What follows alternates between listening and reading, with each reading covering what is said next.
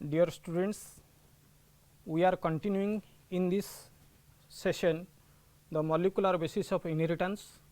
In the previous classes, we discussed the nature of a genetic material, that is DNA, how it was proved.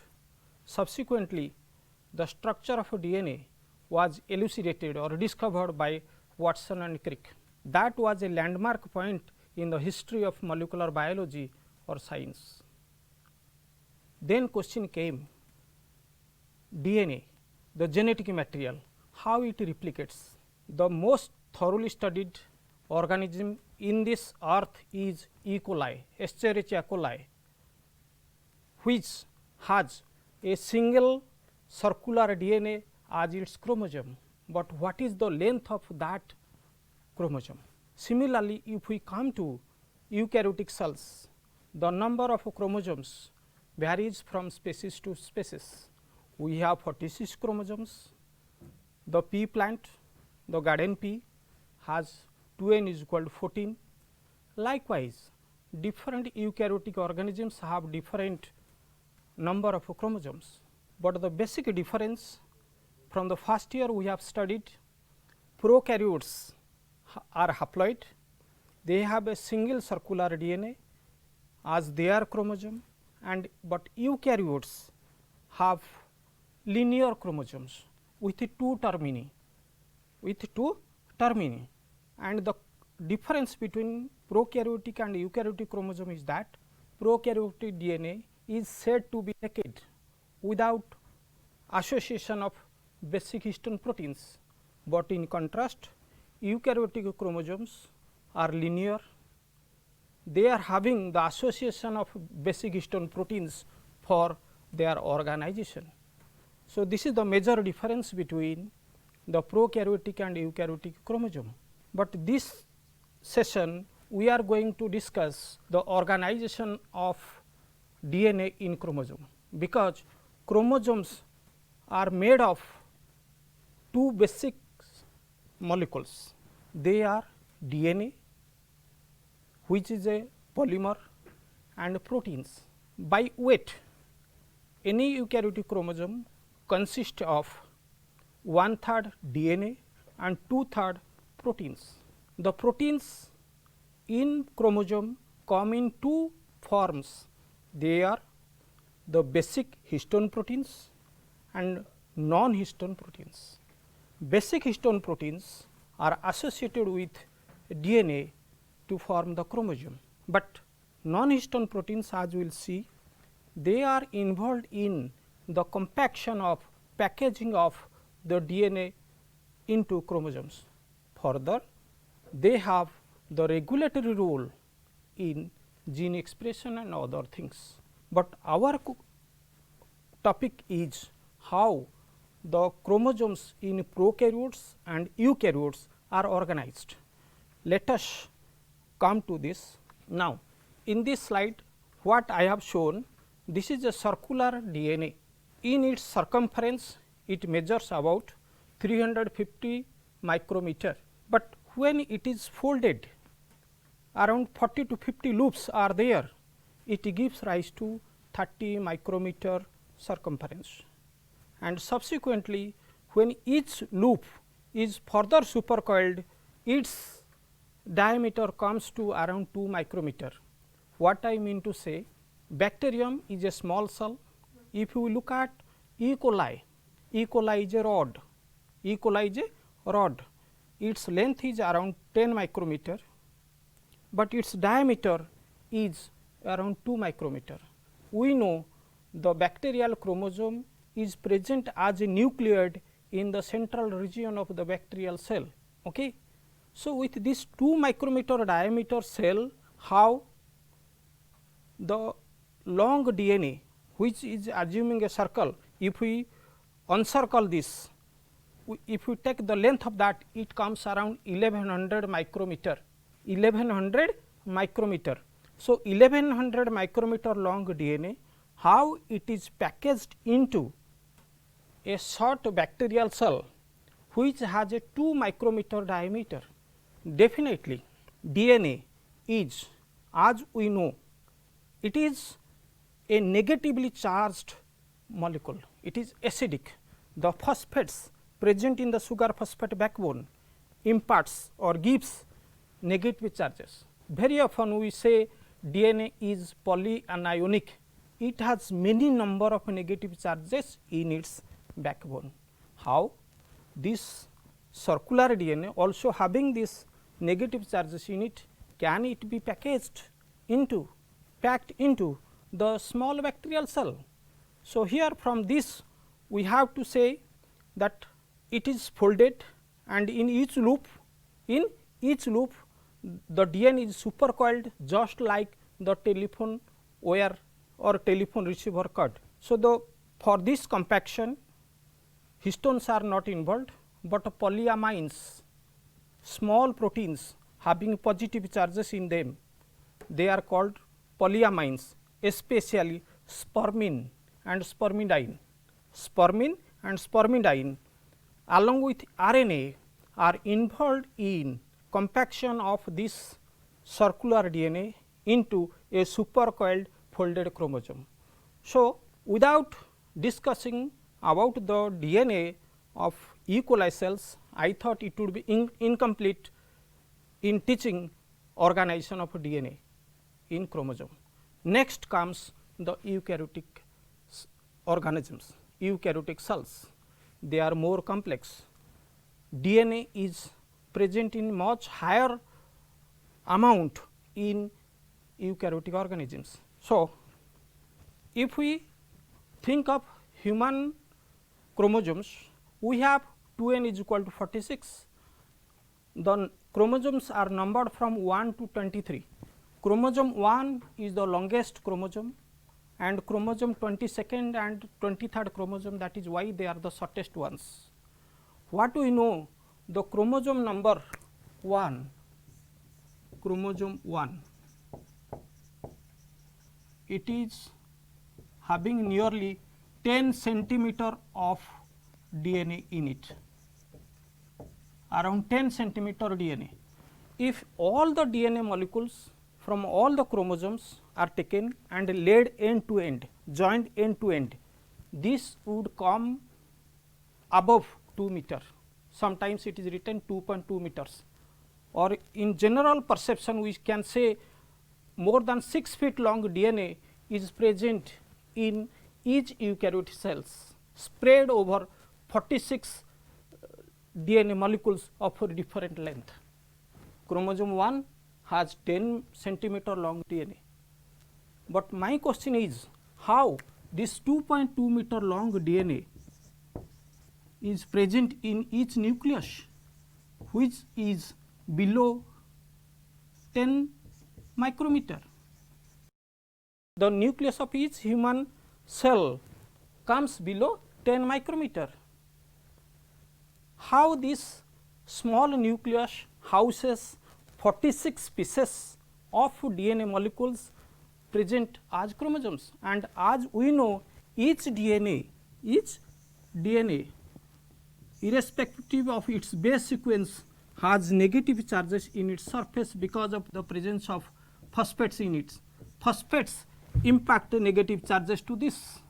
So, now question arises, how this long DNA can be processed, packaged into small chromosomes. One aspect I want to tell you here, just for a comparison, how much long DNA we have in our body. Each cell around 2.2 meter, trillions of cells we have in our body. It is enough to travel with this DNA from earth surface to solar surface, likewise 300 times. It is amazing. So, definitely we are the products of evolution. DNA is packaged along with histone proteins in natural course. We have not done this. So, therefore, it is nature which has packaged the entire gamut of DNA in the nucleus into chromosomes. Nature is an expert packer. So, let us have a basic fundamental how this DNA having many negative charges can or is packaged into small chromosomes. So, now it is DNA along with histones, which are basic histone proteins. Histones means they are basic histone proteins. There are two different types of histones. So, basic histone proteins along with the DNA, they play important role in packaging. Now, I can say you with a model how these histone proteins help in packaging the DNA. Now, in 1974 it was observed that histone proteins are regularly associated with the DNA to form nucleosome fibers. Now, I want to say you this ball is a histone core which consists of 8 histone proteins, and DNA which has negative charge. It is wrapped around the DNA in a left handed manner to form a nucleosome. Likewise, at regular intervals DNA is wrapped tightly around the histone cores to form nucleosome. So, the basic fundamental unit of eukaryotic chromosomes is the nucleosome fiber, and these beads are nucleosomes, and these beads are interconnected by the DNA, and DNA is continuous. So, the DNA in between two nucleosomes is the linker DNA. So, now I want to tell you each histone core is a histone octamer. It is a disc shaped structure consisting of 8 histone proteins, 2 molecules of H2A, 2 of H2B, 2 of H3 and 2 of H4. They form the histone core, and around which the DNA, the negatively charged DNA is wrapped in a left handed manner in 2 complete turns. The point of entry of the DNA around the core and the point of exit, they are sealed by one extra nucleosomal protein called H1 protein. So, this is a complete nucleosome. So, what is seen, what long of a DNA is wrapped around this? It is around 166 base pairs of long DNA is wrapped around this histone core to form a nucleosome. So, the linkers, they vary in length, they vary from up to 50 nucleotides long. Now, I want to say that in the cell, chromosomes and this chromatin, there are two terms. So, chromosomes, where they are present? Now, chromosomes are present in non-mitotic cell. Chromosome non-mitotic cell, sorry, it is present in mitotic cell. That means, a cell dividing has chromosomes, but non-mitotic cell, that means the cell which does not divide, that is in interphase, there the chromosome remains as chromatin. So, chromatin is extended form and chromosome is condensed form. So, this is by way of condensation, give rise to chromosome, and chromosomes become distinct during the time of division, that is during mitosis or meiosis. But this chromosome, as the cell division is over, they undergo decondensation and become chromatin. So, in the cell cycle at regular intervals, on the completion of the cell cycle, completion of division, what exactly happens? The chromosomes decondense to form chromatins, and again during cell division they undergo condensation. Therefore, chromatin exists in this chromatin exists during interphase stage.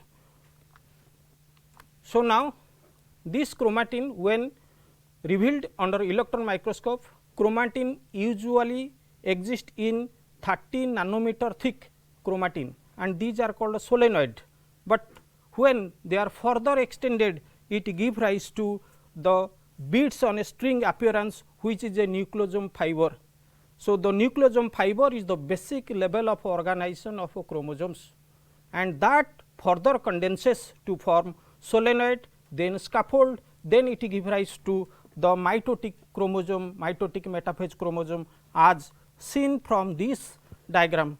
Easily you can understand how the DNA is packaged into higher order organization to give rise to the mitotic chromosome that divides. So, this chromatin exists as two forms, euchromatin and heterochromatin.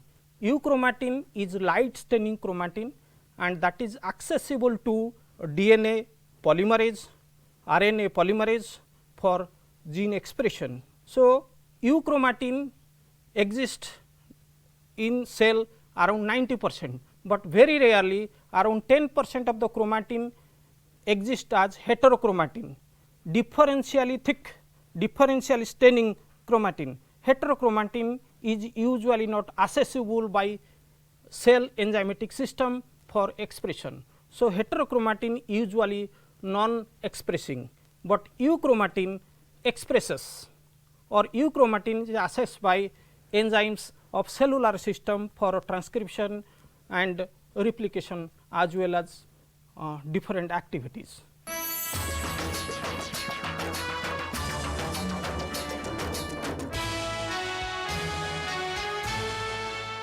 Before the proof of DNA as genetic material, it was thought that any molecule that would be acting as genetic material, whether DNA or protein, must have faithful reproduction.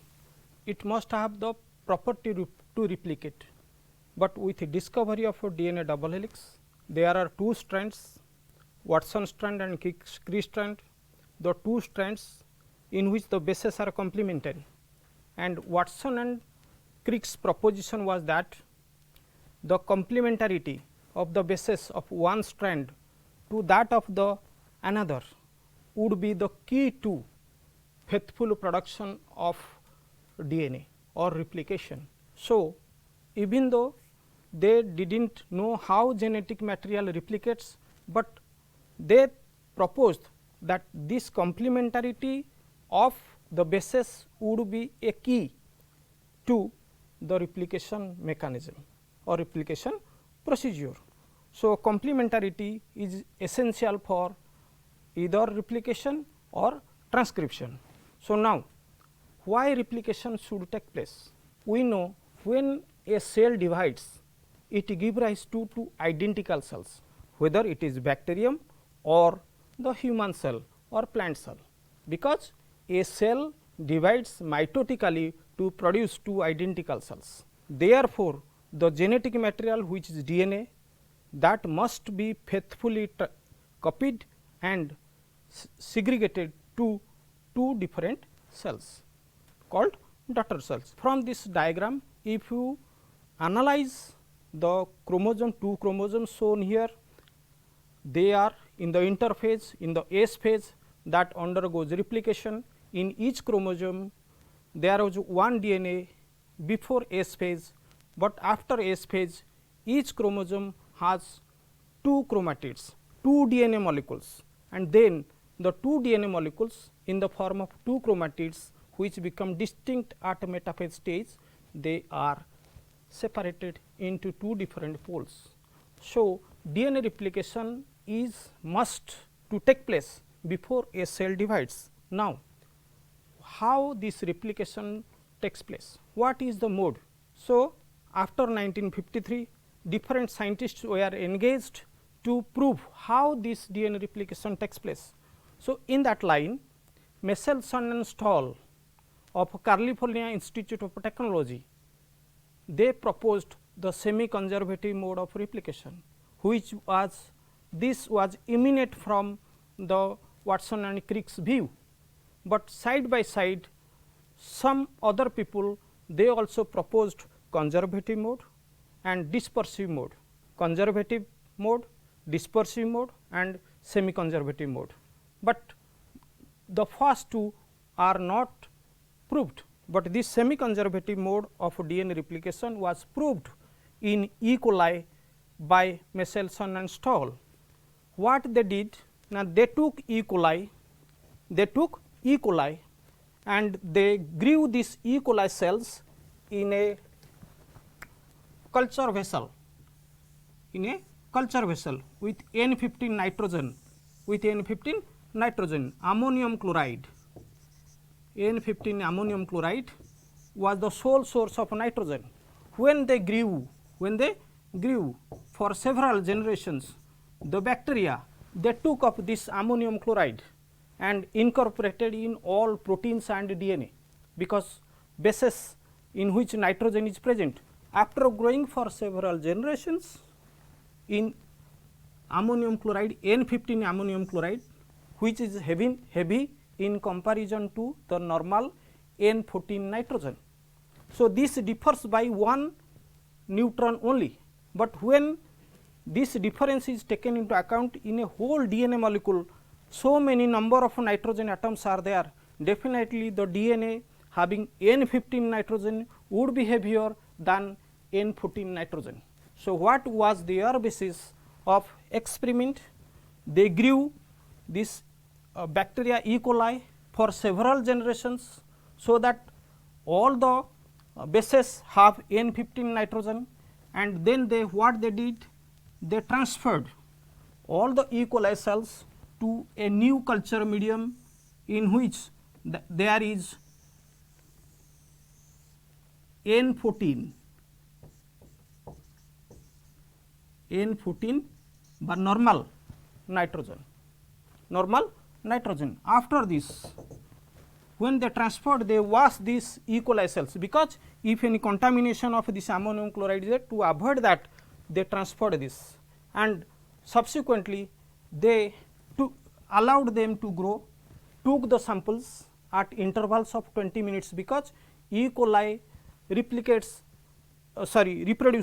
every 20 minutes. So, they took the sample at 20-minute intervals, first 20 minutes, then 40 minutes, then 60 minutes, means first generation, second generation and third generation. Then they centrifuged, they extracted the DNA, centrifuged this.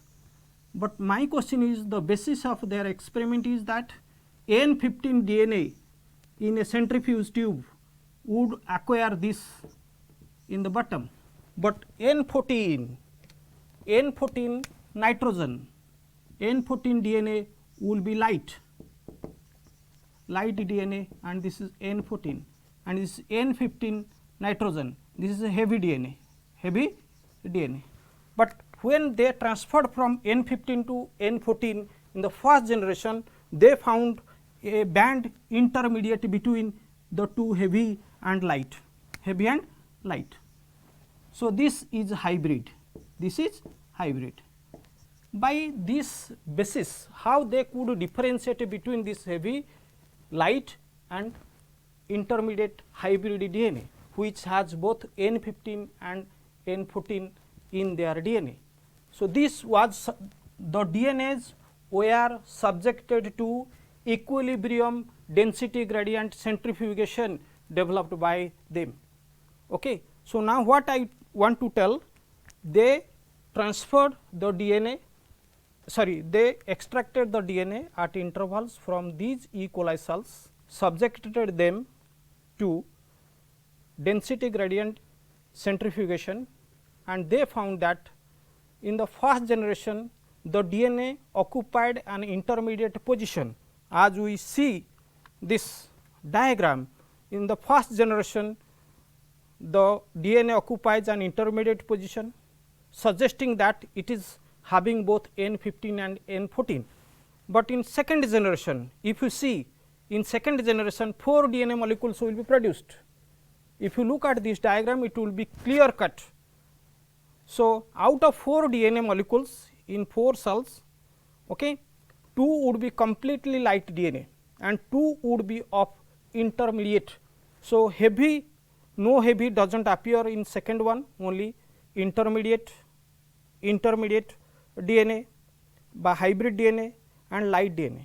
As they grew for several generations, like 3 generations, 80 DNA molecules would formed, 4 generations 16 molecules would be formed, but in 16 out of 16 DNA molecules, after 4 generations, what is seen that only 2 DNA molecules will be of intermediate position.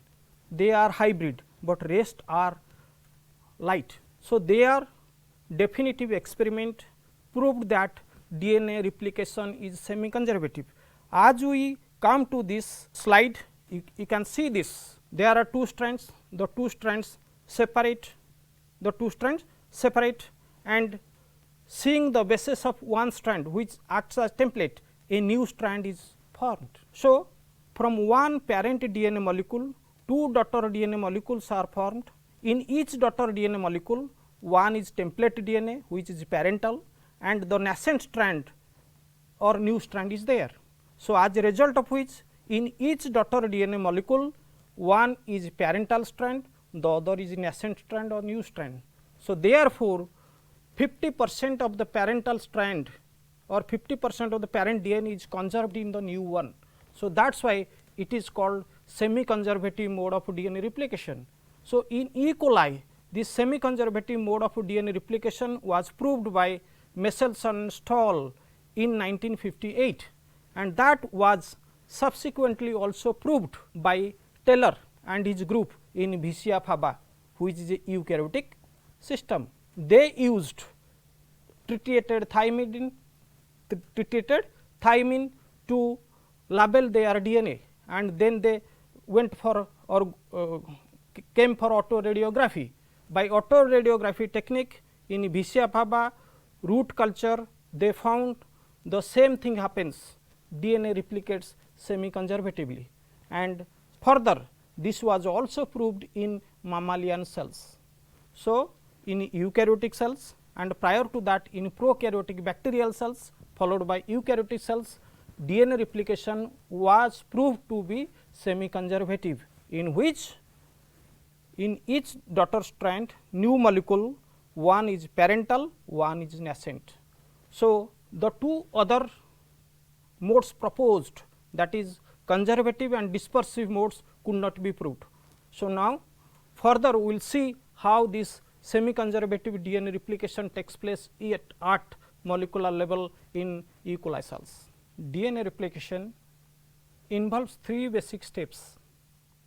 As we know, prokaryotic DNA, prokaryotic chromosome consists of a single circular DNA, that is double stranded circular DNA.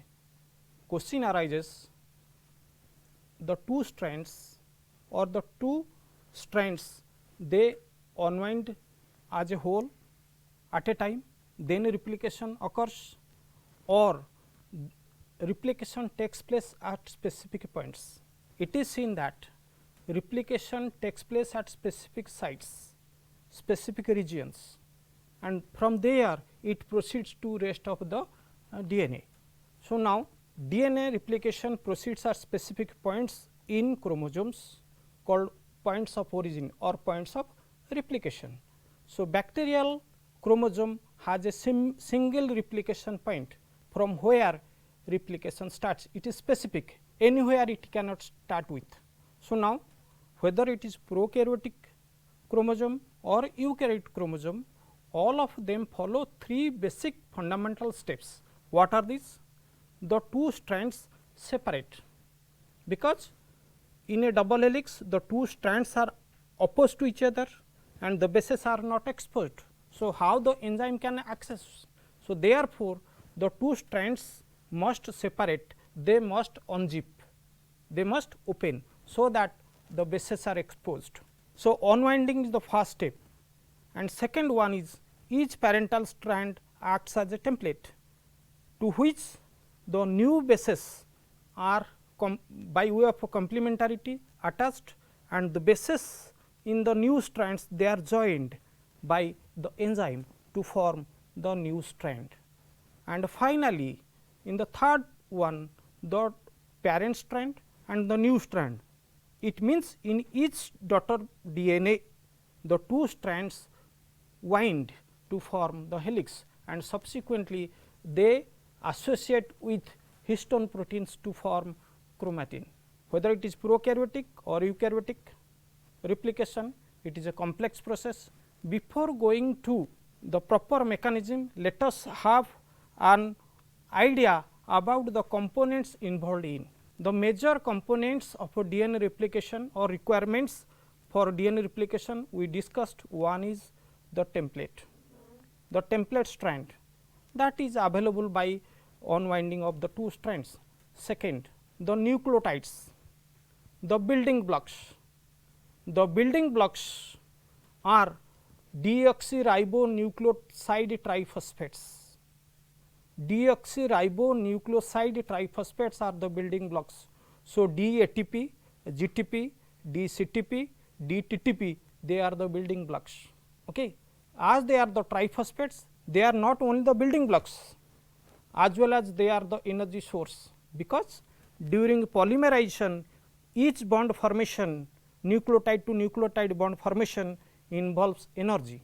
So, the triphosphates are the source of energy as well as the building blocks. But who will do this polymerization? By way of complementarity, the bases will attached, A, then T will bind, C, G will bind, but what will form the bond in between? Enzyme is necessary. So, the enzyme necessary for this polymerization are DNA polymerases. So, 3 DNA polymerases have been discovered in the series. The first one was discovered by Arthur Kornberg in 1958. Subsequently, another 3 DNA polymerases have been discovered, and they are named in order of their discovery DNA polymerase 1, 2 and 3. They are given the Roman numerals 1, 2 and 3. So, we discussed the the building blocks, the nucleoside triphosphates and the enzymes, the 3 enzymes DNA polymerase 1, 2 and 3. But we must understand the property of each enzyme, each polymerase. But I want to say, out of the 3 polymerases, DNA polymerase 3 is most important. It is the most important polymerizing enzyme. The basic property of this polymerizing enzyme is it cannot start a chain new. That means it cannot initiate a new chain. So, that is why it requires a primer. It means if a 3-OH end is available, whether it is of DNA or RNA, if this end is available, from there it elongates. So, now I can say this 3-OH end in this replication process is provided by RNA primer. So, RNA primer provides this 3-OH end from which the polymerase elongates. Second one, this DNA polymerase 3, DNA pol 3, what we learned, it always polymerizes from 5' to 3' direction. The direction of polymerization is 5' to 3'. So, that is why always an arrowhead is given at the 3' end. So, it is the growing end, and further it is also bifunctional. It has proofreading, it has proofreading mechanism. It goes for polymerization, it adds new nucleotides to the growing end, but whenever there is any mistake or a wrong base or nucleotide is incorporated, then it comes back, excise, ता काटी दे, तापर बाहर कर दे, then another new base is incorporated. So, फेरी आसिकी काटिकी से जो wrong base टाकू remove करी, again the new base is incorporated. That property is called proofreading property. So, DNA polymerase 3 has polymerization property, polymerizing activity as well as proofreading activity. Okay, proofreading activity. So, my discussion on this is that this major polymerizing enzyme needs a primer for elongation. primer for elongation, and that primer is provided by RNA primer. Okay. It cannot in any cost grow in 3' to 5' direction, it is always from 5' to 3' direction. So, now what we have to discuss that, as you know, E. coli has double stranded circular DNA as its chromosome. The replication takes place at a particular point, that point is called ORI-R, origin of replication. There the enzyme helicase binds, unwinds the two strands by melting the hydrogen bonds, because the two strands are held with each other by means of hydrogen bonds between the bases. So, helicase dissolves the hydrogen bonds and thereby the two strands get separated. If you look at this diagram, and this is the chromosome having double stranded DNA, and this point is ORI-R, origin of replication. There the helicase binds and the bonds, hydrogen bonds dissolve and they separate. Thereby they create an eye or bubble. So, it should be kept in mind, the two strands entirely do not break apart, only locally there is base pairing, only locally there is dissolution of hydrogen bonds, so that an eye or replication bubble is created. Now, here the two strands separate. Now, each strand acts as template, and from there DNA replication proceeds, and what we see, DNA replication is bidirectional.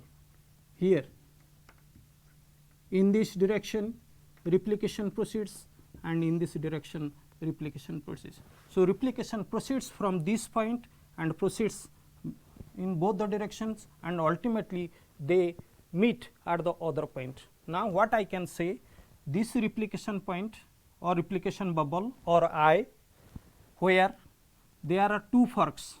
So, if I divide this can be a fork and this can be a fork. The same thing happens in eukaryotes.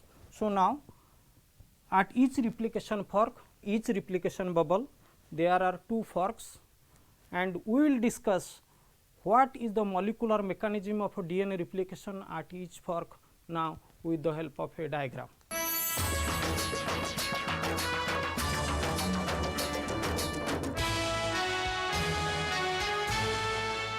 E. coli chromosome consists of one replicon. Replicon means replication unit. From the point where replication begins and the termini, the ends where the replication ends, that is called a replication unit or replicon. So, E. coli chromosome is a single replicon. Now, what we see, there is a single point of origin, and from there the replication proceeds bidirectionally, and there are two forks. Now, we will see how, what are the events, what are the mechanisms by which this replication takes place at a molecular level, because DNA replication is coming as a long question in our course, in our curriculum. So, what we see, let me draw the structure of a replication fork. Now, this is one strand of DNA, this is another strand of the DNA. We will discuss. So, now this is 3' end, this is 5' end, because DNA is antiparallel. DNA is antiparallel. So, how the two strands are separated, what protein is involved? We will see. The helicase is a protein, helicase, helix unwinding protein. Let me tell you, this is helicase. Helicase breaks with the help of ATP, breaks the bond, and the fork moves in this direction. So, this is the direction of the fork movement, and now these are the two template strands available. We will see how the new strands, nascent strands, are synthesized by the enzymes and the proteins involved. So, now we discussed this enzyme needs a primer. This is a primer. This is a short segment of RNA. This is synthesized by enzyme primase.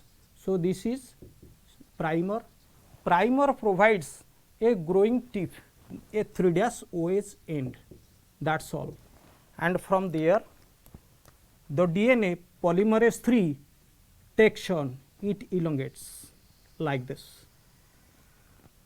I draw a line like this, but it is not like that. If I draw, here is A, then T comes, thymine nucleotide comes, C, guanine nucleotides comes. Likewise, by way of polymerization, this chain elongates, and this is the 3' OH end.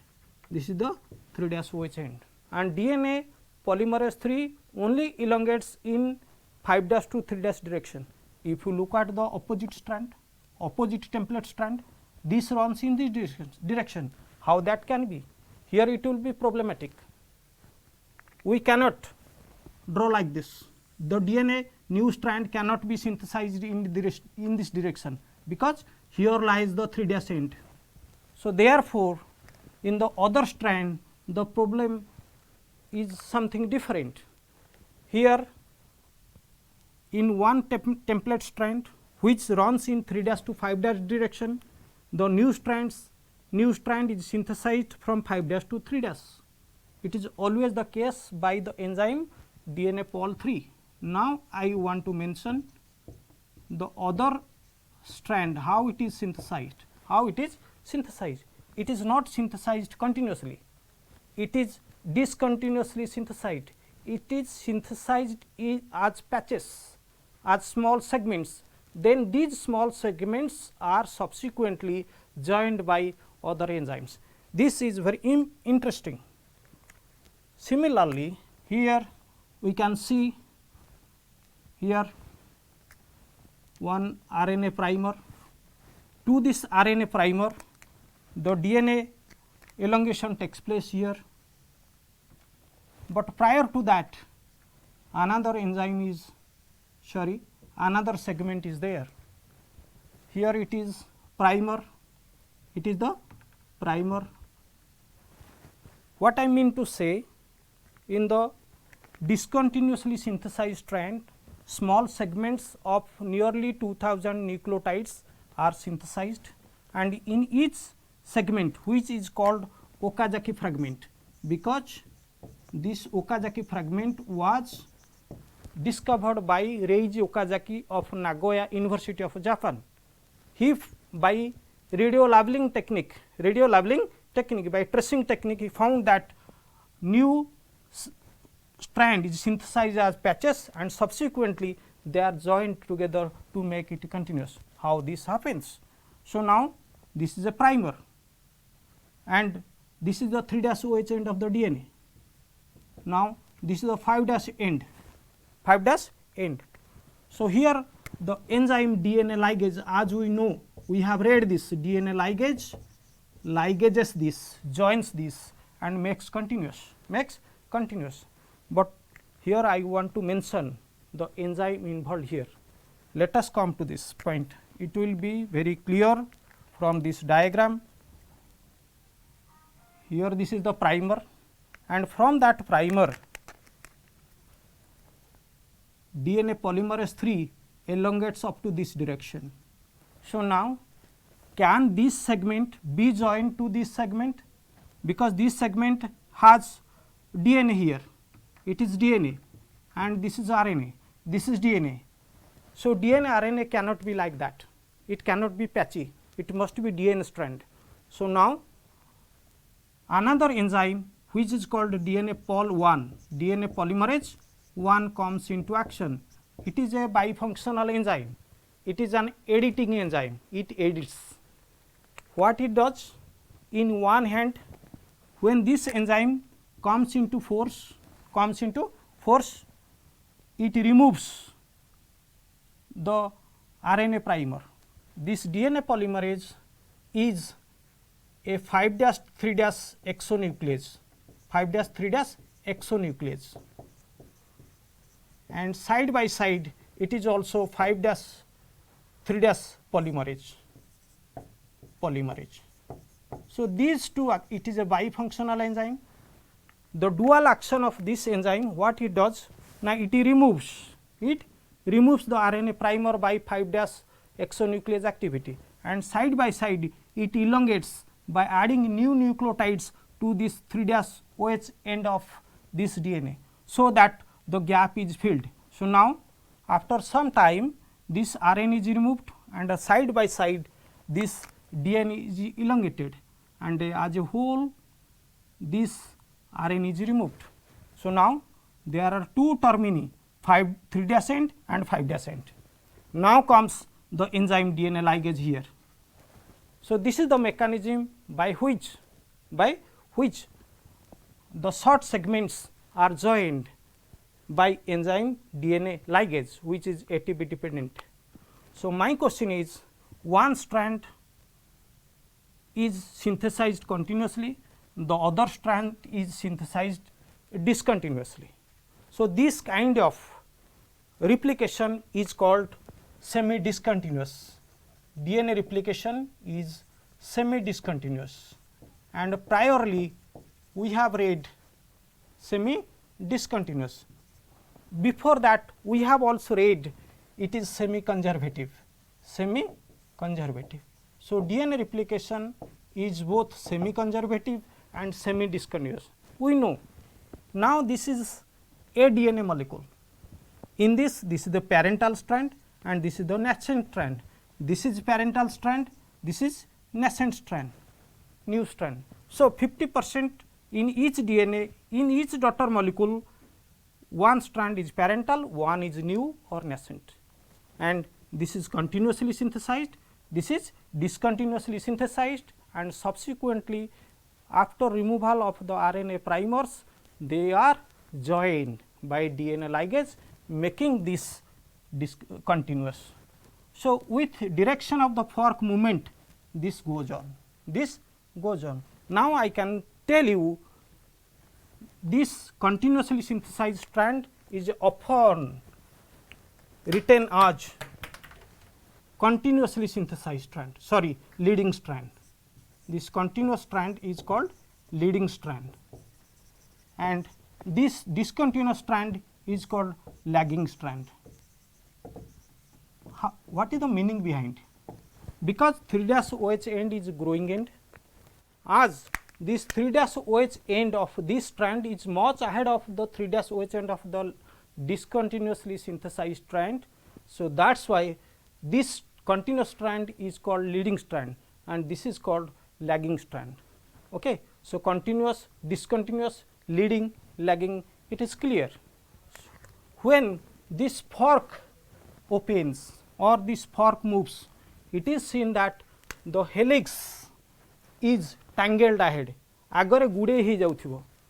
It will be difficult for the enzyme to move. So, therefore, the tangling is removed by action of the enzyme topoisomerase or called gyrase. So, gyrase or topoisomerase 2 or gyrase is the enzyme which removes the supercoils created ahead, so that the fork can. So, as a result of which the DNA replication mechanism is very complex process, and DNA polymerase 3 goes for polymerization, DNA polymerase 1 goes for editing, it removes the RNA primer and then goes for DNA ligase goes for joining the two segments, making that continuous, as a result of which as the fork moves, the two strands, the new strands also move or new strands are synthesized. Let me mention DNA replication is a local event. The entire DNA is not opened off and then synthesized. It is by way of formation of replication bubble or replication eye, from where DNA replication proceeds bidirectionally. And now I want to mention whether prokaryotic DNA and eukaryotic DNA have the same mechanism. Basically, the mechanism of DNA replication in prokaryotes and eukaryotes are the same, but prokaryotic DNA or circular DNA is 1100 micrometer or just 1 millimeter, but our DNA chromosome 1 is almost 10 centimeter. If DNA replication starts from one point and proceeds to the other, it will take several days. Therefore, DNA replication in eukaryotes starts at many points, or otherwise to say, in other words I can say DNA in chromosome has many replication units. So, that replication in, you can look at this slide, O stands for origin of replication and T stands for the termini, where the termination takes place.